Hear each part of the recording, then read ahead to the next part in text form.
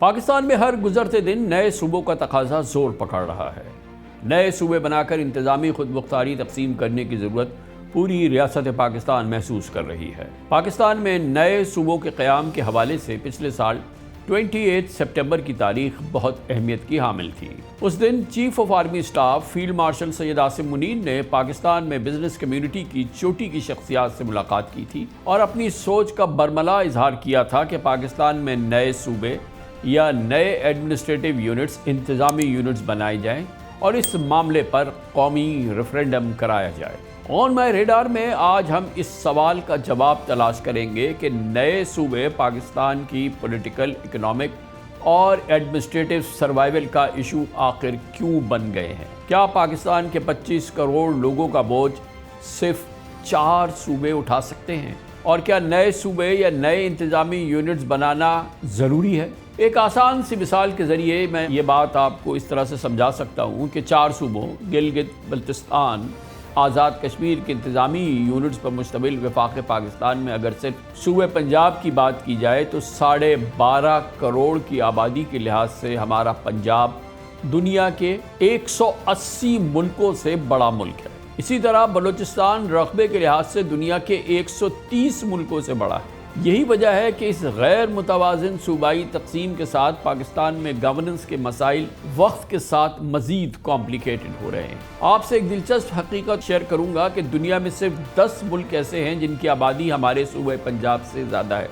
पूरी दुनिया में सिर्फ 10 मुल्क हैं। जी हाँ, अगर पंजाब को आबादी के एतबार से एक अलहदा मुल्क तस्वुर कर लिया जाए तो ये चीन, Bharat, America, Indonesia, Pakistan, Brazil, Nigeria, Bangladesh और रूस और मैक्सिको के बाद दुनिया का 11वां बड़ा मुल्क होगा। अब बात करते हैं कि होना क्या चाहिए। तो इसका जवाब यह है कि दुनिया भर में एडमिनिस्ट्रेटिव बुनियाद पर, इंतज़ामी बुनियाद पर नए डिस्ट्रिक्ट, नए डिवीज़न, हत्ता के नए सूबे बनते रहे हैं। ये मामूल की बात है। अमेरिका 13 स्टेट्स, 13 रियासतों से शुरू हुआ था। आज अमेरिका की 50 रियासतें हैं। रशिया, ब्राज़ील, इंडोनेशिया, मैक्सिको और नाइजीरिया जैसे बड़े मुल्कों में कई दर्जन वफाकी यूनिट्स हैं। कहीं दूर क्यों जाए, हमारे पड़ोस में तकसीम के वक्त भारत के सिर्फ 9 सूबे थे। आज 28 रियासतें हैं और 9 फेडरल यूनियन टेरिटरीज हैं। 60 साल पहले 1966 में भारतीय पंजाब को 3 सूबों में तकसीम कर दिया गया था। एक सूबे का नाम पंजाब ही रहा, दूसरे सूबे का नाम हरियाणा, तीसरे सूबे का नाम हिमाचल प्रदेश रख दिया गया। जबकि कराची की तरह मशरकी पंजाब के अहम तरीन कारोबारी मरकज चंडीगढ़ को यूनियन टेरिटरी बना दिया गया, यानी वफाकी टेरिटरी हो गए। लेकिन पाकिस्तान की बात करें तो ये मुल्क 1947 में 5 सूबे इकट्ठे होकर बना था। 5 स्टेट्स थी। इनमें सिंध, बलूचिस्तान और सूबा सरहद पहले से मुकम्मल सूबे थे, जबकि पंजाब और बंगाल को पाकिस्तान और भारत में तकसीम किया गया था। 1971 में मशरकी पाकिस्तान बांग्लादेश बनने के बाद से पाकिस्तान सिर्फ 4 सूबों पर मुश्तमिल है और 1973 के आइन का आर्टिकल 1 इन्हीं 4 सूबों को फेडरल यूनिट तस्लीम करता है। सूबों को तोड़कर बहुत से सूबे बना दें, फिर लोकल गवर्नमेंट का मसला भी वहीं हल हो जाएगा। लाहौर से बैठकर मेरे बरी के स्कूल और कॉलेज के मसाइल हल नहीं हो सकते, मेरे बीएचयू के मसाइल हल नहीं हो सकते, कराची में बैठकर घोटकी के मसाइल हल नहीं हो सकते, कोयटा में बैठकर अवारान के मसाइल हल नहीं होते। ये आपको बदलना पड़ेगा निज़ाम। कानूनी एतबार से देखें तो आइन का आर्टिकल 239 पाकिस्तान में किसी भी सूबे या एडमिनिस्ट्रेटिव यूनिट की जोग्राफियाई हुदूद में तब्दीली की इजाज़त देता है। इसके लिए मुताल्लिका सूबे की असम्बली और पार्लियामेंट के दोनों ऐवानों से 2/3 अक्सरियत से मंजूरी लेना ज़रूरी है। ये तो आइन की सूरत हाल है। मौजूदा सूरत हाल में नून लीग और पीपल्स पार्टी के हुक्मरान इत्तेहाद के पास फेडरेशन में 2/3 अक्सरियत मौजूद है, जबकि बज़ाहिर पंजाब में नून लीग और सिंध में पीपल्स पार्टी के लिए भी 2/3 मेजॉरिटी कोई मसला नहीं है। इस बैकग्राउंड में पिछले हफ्ते पंजाब में नए सूबों की तश्कील के लिए हदबंदी का बिल कौमी असम्बली में पेश भी किया गया है। ये एक इम्पॉर्टेंट डेवलपमेंट है जो नेशनल असम्बली में हुई है। मजे की बात यह है कि मुस्लिम लीग नून, पीपल्स पार्टी और पीटीआई समेत मुल्क की तमाम छोटी बड़ी सियासी जमातें नए सूबों की तश्कील की हिमायत करती रही हैं। आप रिकॉर्ड उठा के देखें। ख़ास तौर पर पंजाब की तकसीम और नए सूबों की तश्कील हर सियासी जमात के इलेक्शन मैनिफेस्टो का हिस्सा भी रहा है। हर पॉलिटिकल पार्टी ने सियासी नारे और इंतखाबी एजेंडे के लिए वक्ती तौर पर इसे इस्तेमाल किया है। मगर प्रैक्टिकली कुछ नहीं किया। हमने अल्लाह के फजल करम से वादा किया है कि हम भावलपुर सूबे को रिस्टोर करवाएंगे। हम इंशाअल्लाह ये जो जनूबी पंजाब का जो सूबा उसको भी हम बनवाएंगे। ये करारदाद का हिस्सा है, पंजाब की मुतफक्का करारदाद। पाकिस्तान के अंदर जो हर डिवीजन है इसको सूबा बनना चाहिए। एडमिनिस्ट्रेटिवली जितना मैनेजेबल सूबा होगा उतना आप बेहतर लोगों की खिदमत कर सकते हैं, आप लोगों के मसले हल कर सकते हैं। जनूबी पंजाब का अलहदा सूबा वक्त की अहम जरूरत है। हम इक्तदार में आकर जनूबी पंजाब सूबे के ख्वाब को पूरा करेंगे। अगर आप मेरे साथ हो तो फिर हम सूबा बना कर रहेंगे और एक नया दौर का आगाज होगा। नए सूबों के क़याम के लिए आला इख्तियाराती कमीशन कायम किया जाएगा। मुस्लिम लीग नून हजारा, बहावलपुर और जनूबी पंजाब के नाम से 3 सूबे बनाने की हामी है। पाकिस्तान में जब भी जरूरत समझी जाए ज्यादा से ज्यादा सूबे बनाए जाएं। जरूरत है, बनने चाहिए, यही आइन का तकाजा है। सराइकी सूबा, बहावलपुर सूबा, हजारा सूबा, जो सूबे के मुहर्रिकीन हैं, हम उसकी तहरीक के साथ हैं। लेकिन क्या वजह है कि ना साउथ पंजाब में सराइकी सूबा बन सका, ना शुमाली पंजाब में सूबा पुठार की राह हमवार हो सकी, ना पंजाब और केपी के संगम पर हजारा सूबे के खौफ की ताबीर मिली, ना भावलपुर की पुरानी सूबाई हैसियत बहाल हुई। इस वक्त 1 करोड़ से ज़्यादा आबादी वाले कबायली अवाम भी अलहदा सूबे का मुतालबा रखते हैं, जबकि सिंध में तो नए सूबे की तजवीज़ को भी सिंध धरती की तकसीम से ताबीर किया गया है। मगर चले नए सूबे लिसानी या इलाक़ी बुनियाद पर ना बनाएं, नए सूबों के नए नाम ना रखें, लेकिन अब वक्त आ गया है कि इंतजामी बुनियाद पर एडमिनिस्ट्रेटिव बेसिस पर तो नए यूनिट्स बनाए जाएं। आर्मी चीफ ने सूबे के हवाले से इस तरह कहा है कि सूबे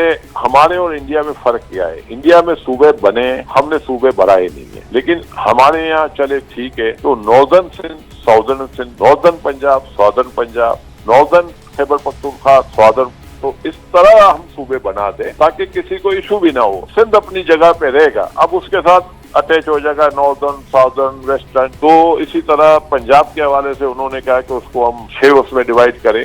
तो बोला इस तरह के सूबे बनाने चाहिए और हम भी बातचीत करते हैं, आप भी लोगों से बातचीत करें, आप सियासतदानों को भी इन्वॉल्व करें, क्योंकि ये बहुत जरूरी है। पंजाब ग्रुप ऑफ कॉलेजेस के बानी और दुनिया मीडिया नेटवर्क के चेयरमैन मियां आमिर महमूद ने पाकिस्तान की 78 साल तारीख पर एक किताब लिखी है जो कल जारी हुई है। इसमें उन्होंने पाकिस्तान में नए सूबों का मुकदमा बड़े भरपूर अंदाज में पेश किया है और मुस्तनिद और फैक्ट्स और फिगर्स, नक्शों और डेटा की मदद से बहुत मजबूत दलाइल आर्ग्यूमेंट्स दिए हैं। मियां आमिर महमूद ने लिखा है कि पाकिस्तान में वफाकी निज़ाम के फ़वाइद इसलिए ज़ाया हो रहे हैं कि हमारे सूबे गैर फितरी तौर पर बड़े और गैर मुतवाज़िन हैं। मिसाल के तौर पे अमेरिका की बड़ी रियासत कैलिफोर्निया 12% आबादी रखती है यूएस की। भारत में यूपी भी मुल्क की 16% आबादी का हामिल है, लेकिन पाकिस्तान में तो पंजाब की आबादी पूरे मुल्क के लोगों का 53% है, यानी एक सूबा बाकी 3 सूबों की मजमूई आबादी से ज़्यादा है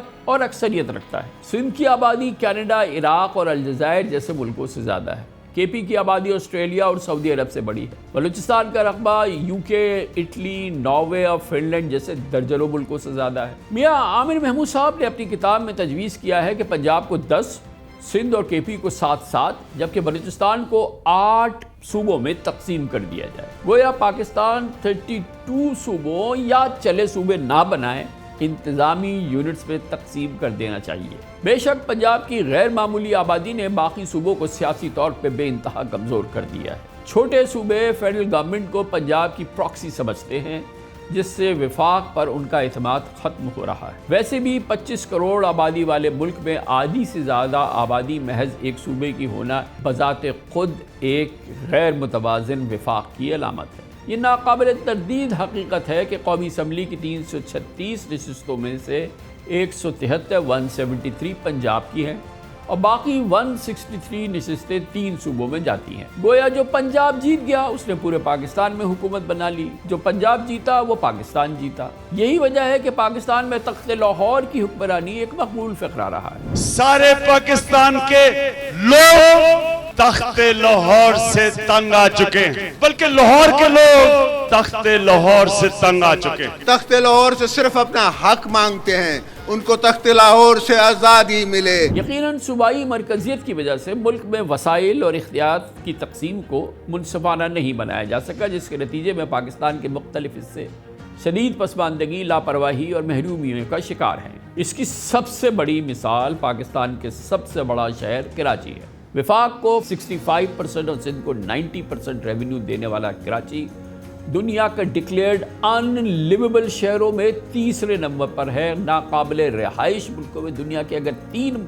शहर हैं तो कराची उसमें शामिल है। कराची की सड़कें, कराची की ट्रांसपोर्ट, कराची का वाटर, कराची का सेवरेज, इसने इसको रिहाइश के लिए बदतरीन शहरों में शामिल कर दिया है। वजह सिर्फ एक है कि सूबे में 18 साल से पीपल्स पार्टी की हुकूमत है और कराची में वोटर्स की अक्सरियत उसको वोट नहीं देती। लेकिन जब नए सूबे बनेंगे तो कौमी असम्बली में हर डिस्ट्रिक्ट, हर इलाके को बड़े पैमाने पर नुमाइंदगी मिलेगी और कानून साजी के अमल में हर इलाके के अवाम की अक्सरियत शामिल होगी। हर जगह फंड्स इस्तेमाल होंगे, इंसाफ होगा, फंड्स का मुनसिफानी तकसीम होगी।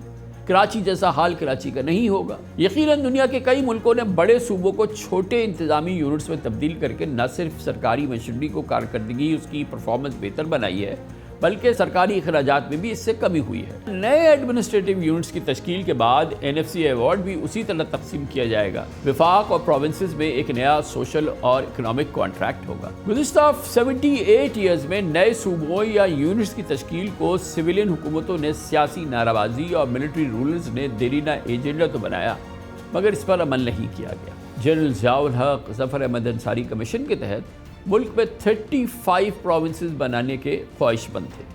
अक्टूबर 1999 में जनरल परवेज़ मुशर्रफ ने अपने 7 नुकाती एजेंडे में पाकिस्तान में मज़ीद 7 सूबे बनाने के अज़्म का इज़हार किया। पूरी दुनिया जानती है कि इस वक्त फील्ड मार्शल आसिम मुनीर पाकिस्तान की फैसला साजी में मजबूत तरीन शख्स है।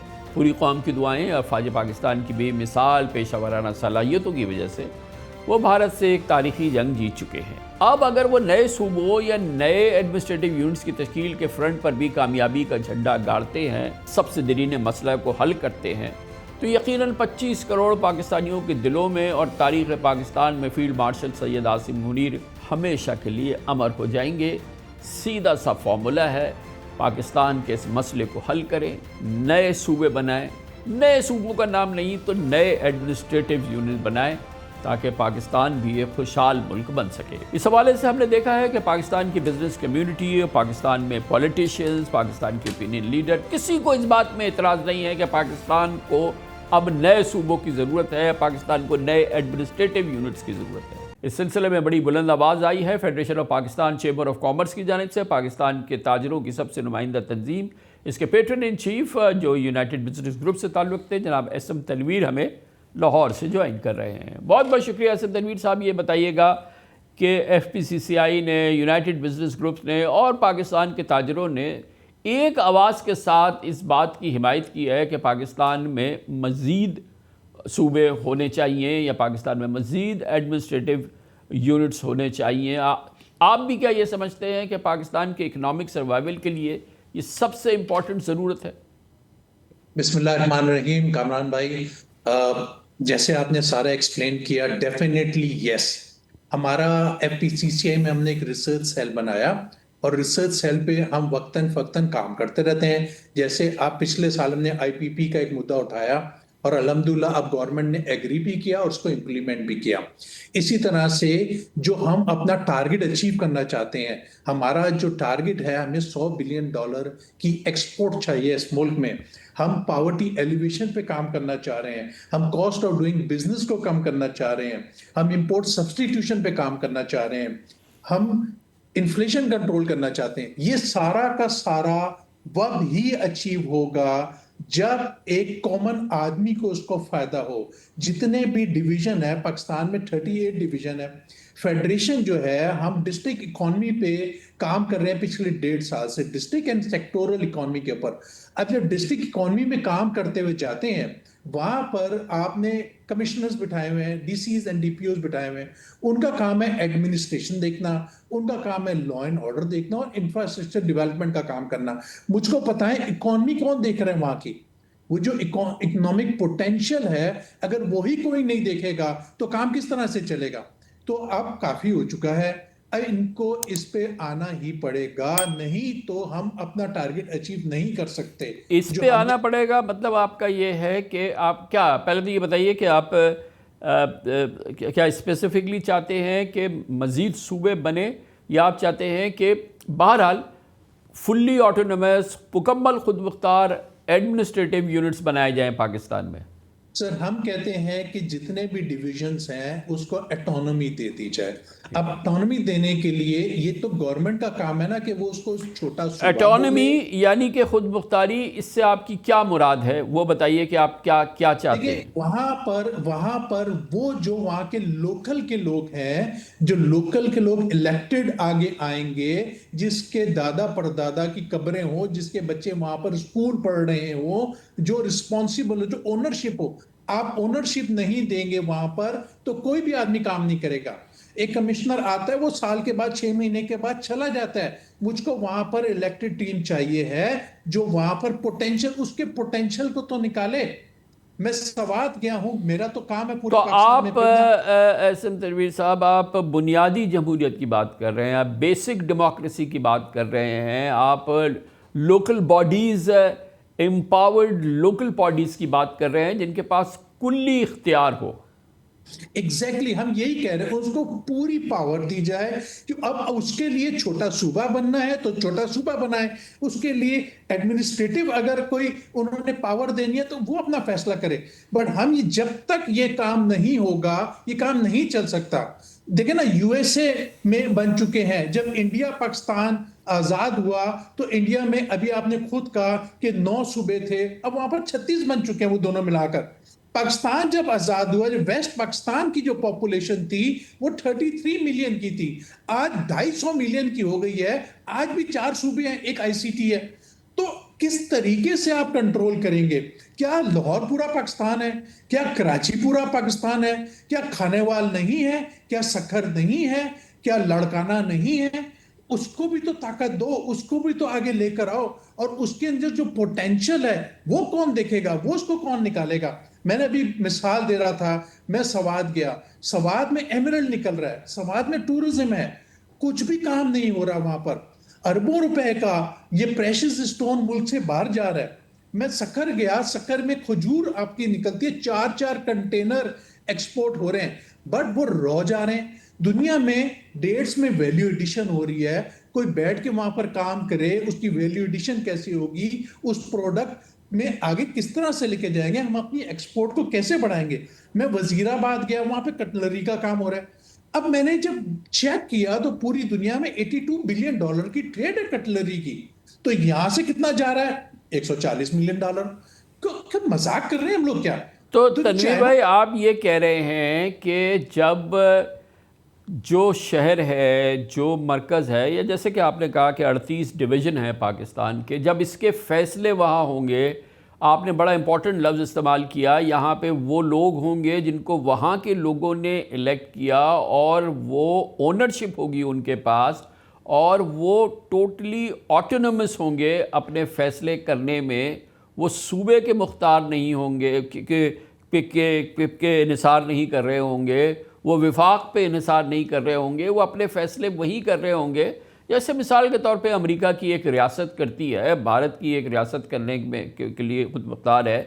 तो वो जब तक हम नहीं करेंगे, क्योंकि एक सूबा मिसाल के तौर पे पंजाब जो है वो पाकिस्तान की आधी से ज़्यादा आबादी है, और इसी तरह से, और वो दुनिया का 11वां बड़ा मुल्क है अगर आबादी के लिहाज से देखा जाए, तो कैसे मुमकिन है कि वो निचली सतह तक आवाम के मसले को हल करे?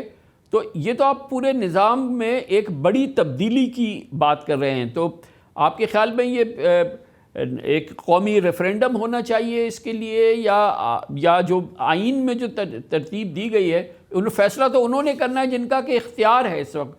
पंजाब पे मिसाल के तौर पर नून लीग की हुकूमत है, वो क्यों फैसला करेगी कि ये इख्तियार जो है वो नीचे की हद तक तकसीम हो जाए? 18 साल से पीपल्स पार्टी की हुकूमत है, वो क्यों चाहेगी कि ये इख्तियार जो है निचली सतह तक हो जाए? कराची जिसका कि इख्तिदार में कोई हिस्सा नहीं होता, वो अपने मसाइल खुद हल कर सके, उसके पास इख्तियार हो जाए, तो ये मुमकिन कैसे होगा? जी, ये मुमकिन तो इसलिए होगा क्योंकि इन गवर्नमेंट का भी विजन है कि हमने इकॉनमी को ठीक करना है।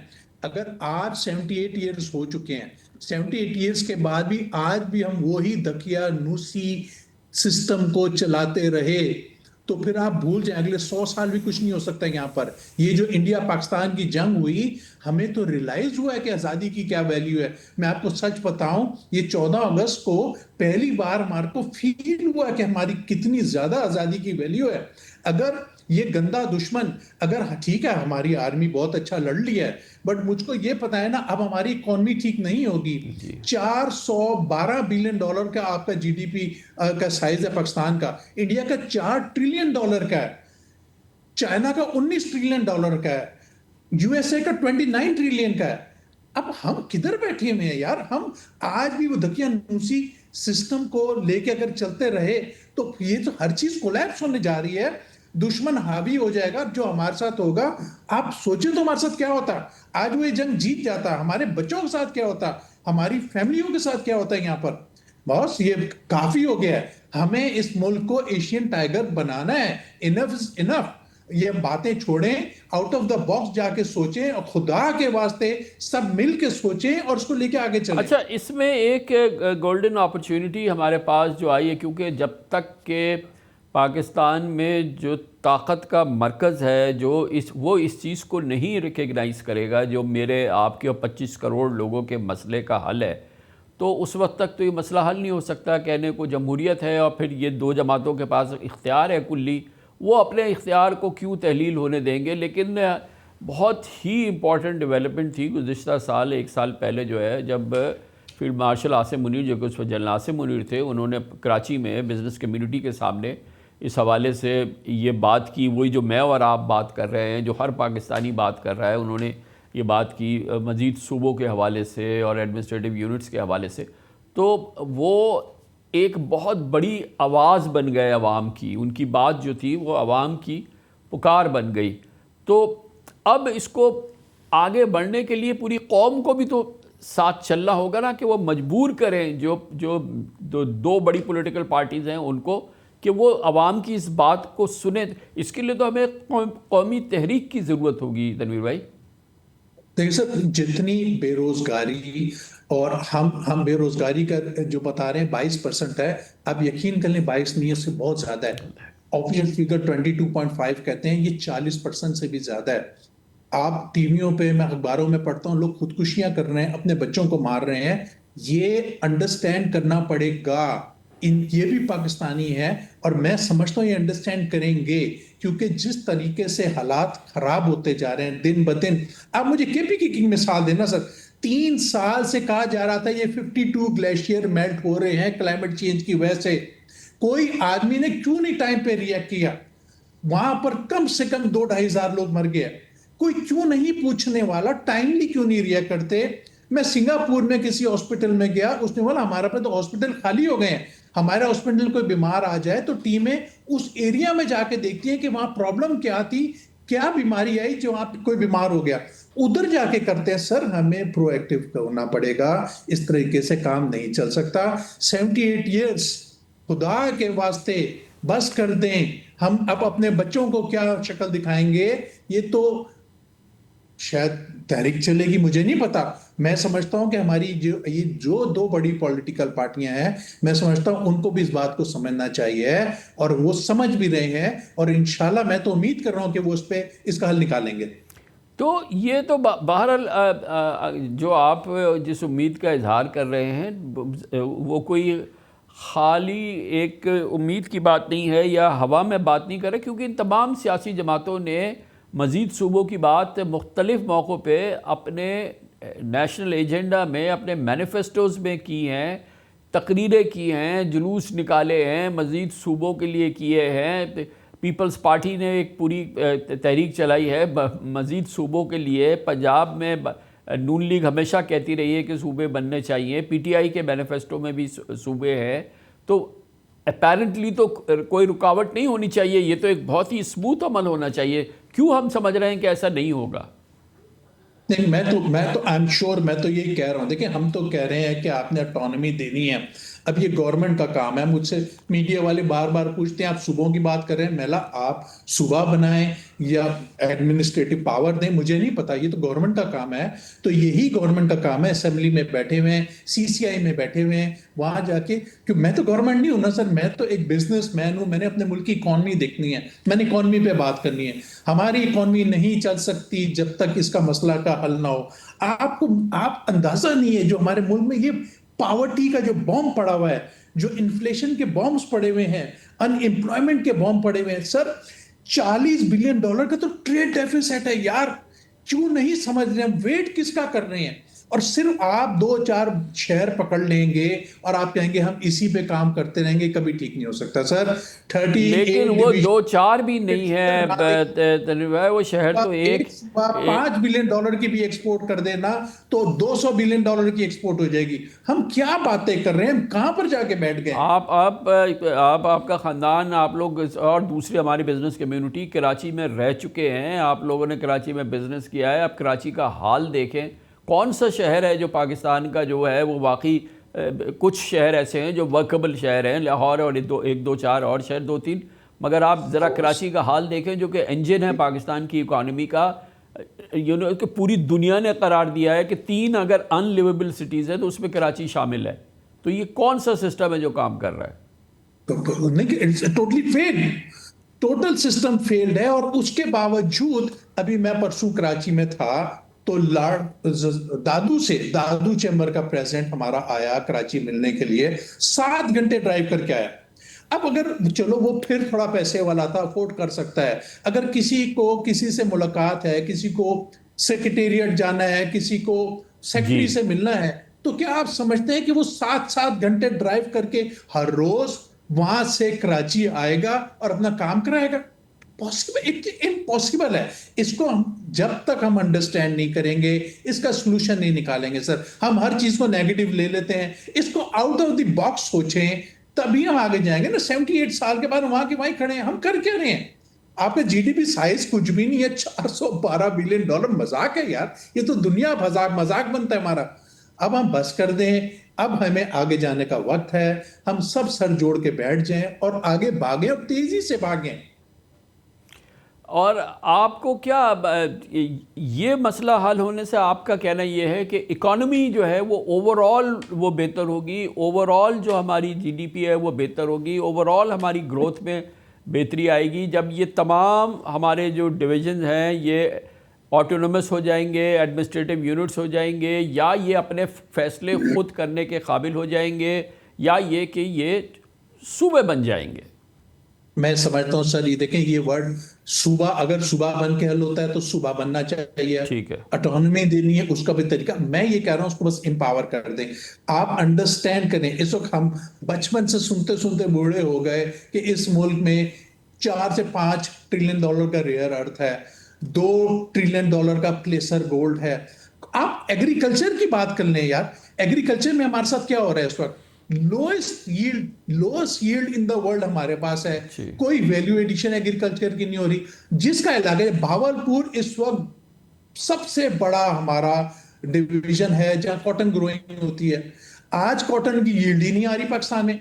हम कहते हैं पाकिस्तान में टेक्सटाइल सबसे बड़ी एक्सपोर्ट है, तो जो 14 मिलियन आ नहीं रही क्या है तनवीर भाई? ये तो जो थी यील्ड उससे भी आधी हो गई है। अब कॉटन की यील्ड हमारी जो थी आधी हो गई है, हमारी एग्रीकल्चर प्रोड्यूस जो थी आधी हो गई है। वाहिद मुल्क है जो कि रैपिडली पीछे की तरफ ड्राइव कर रहा है। सर आधी नहीं हुई, 14 मिलियन बेल से 5 मिलियन रह गई है, 1/3 हो गई ऑलमोस्ट। तो अफसोस हो रहा है कि कौन आदमी एक होता है ना हमारी लैंग्वेज में, वहां का है, हु इज रिस्पॉन्सिबल। अगर आप सिर्फ लाहौर में बैठ के या आप कराची में या बड़ी जगहों पे बैठ के फैसले करेंगे, ये इम्पॉसिबल है आप वहां तक पहुंच सकें सर। वहां पर जो पोटेंशियल है उस इलाके के पोटेंशियल को टैप करना पड़ेगा, उसमें वैल्यू एडिशन करनी पड़ेगी, उसको एफिशिएंट करना पड़ेगा। कौन सोचेगा कि खानेवाल में बैठ के या मीरपुर खास में बैठ के स्किल डेवलपमेंट पे काम हो? कौन वहां पर सोचेगा कि सनअत और तिजारत, वहां पे इंडस्ट्री कौन सी लगनी है? उसका जब तक पोटेंशियल टैप नहीं करेंगे ये काम नहीं चल सकता। अब गवर्नमेंट सूबे बनाए, खुदा के वास्ते छोटे सूबे बनाए, एडमिनिस्ट्रेटिव पावर दे, जो ऑटोनॉमी देनी है ये गवर्नमेंट का काम है फैसला करना, बट अब इनको फैसला करना पड़ेगा। बहुत बहुत शुक्रिया जनाब एसएम तनवीर हमारे साथ मौजूद थे। पेट्रो इन चीफ हैं पाकिस्तान के सबसे नुमाइंदा business group federation of Pakistan chamber of commerce and industries के।